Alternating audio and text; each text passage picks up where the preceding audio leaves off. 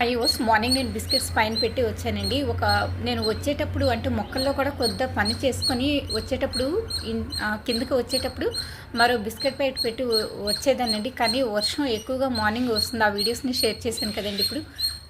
అందువలన నేను తడిసిపోతాయి అని చెప్పి ఒక బిస్కెట్ ప్యాకెట్ మాత్రమే ఓపెన్ చేసి పెట్టి వచ్చానండి. అయిపోయినట్లున్నాయి. అంతకుముందు 2 బిస్కెట్ ప్యాకెట్స్ అయిపోయాయండి. అయితే ఇప్పుడు ఈ స్క్విరల్ గారు ఇప్పుడు 2:45 మినిట్స్ అయిందండి ఈ వీడియో నేను ఈ వీడియోని నేను చేస్తున్నప్పుడు. అయితే ఇక్కడ స్క్విరల్ గారు మొన్న ఒక వీడియోని మొన్న ఒక వీడియోని షేర్ చేశానండి. ఆఫ్టర్నూన్ ఎప్పుడైనా మిద్దిపైన బిస్కెట్స్ కానీ రైస్ కానీ ఏమీ తినడానికి లేనప్పుడు ఇలా వచ్చి కిటికీ వద్దకు వచ్చి అరుస్తాయండి. నేను ఇప్పుడు ప్రజెంట్ అయితే రైస్ తింటున్నానండి.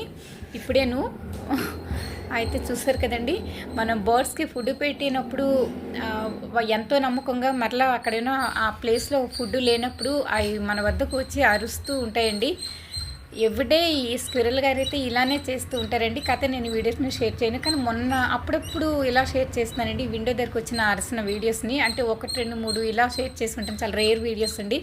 ఈరోజు కూడా షేర్ చేస్తున్నాను. చూస్తారు కదండి, నోరులేని జీవులు మనల్ని దైవంలా భావిస్తాయండి. మనం ఫుడ్ పెట్టేటప్పుడు వాటి బ్లెస్సింగ్స్ ఎప్పుడు మన పెట్లో ఉంటాయండి. మనకు ఉన్నట్టు వారికి ఉండదండి. అవి మంచి అండి. చూసారు కదండి, ప్రేమ గలను. Thanks for watching.